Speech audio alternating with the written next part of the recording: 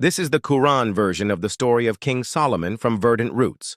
I'm your host, Rama. The story begins. In a distant land, there lived a powerful king named Solomon, son of David. One day, while strolling in his garden, he came across a talking bird who told him that a neighboring king was advancing towards his kingdom with a massive army. Solomon immediately went to his advisors, but they were all asleep, so he went to wake them up. The advisors were startled to see him so troubled and asked him what had happened.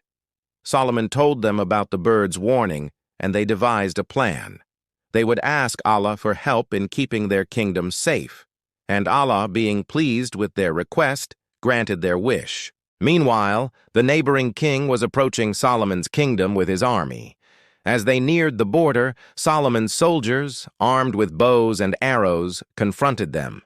The invaders were taken aback by the ferocity of Solomon's soldiers, who managed to eliminate the enemy's cavalry and infantry.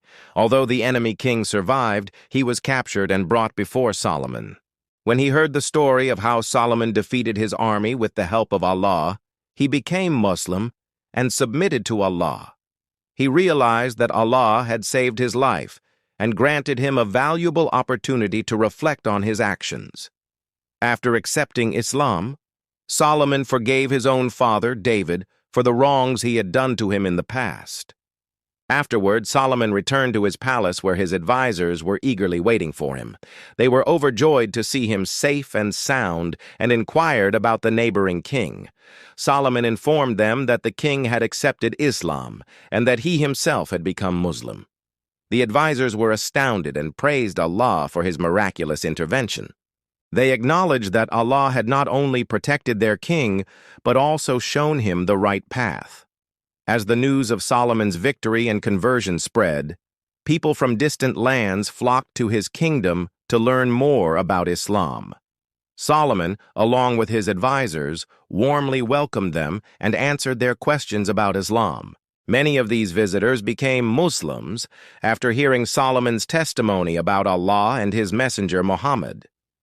In this way, Solomon, with the help of his advisors and the power of Islam, established a strong and prosperous kingdom.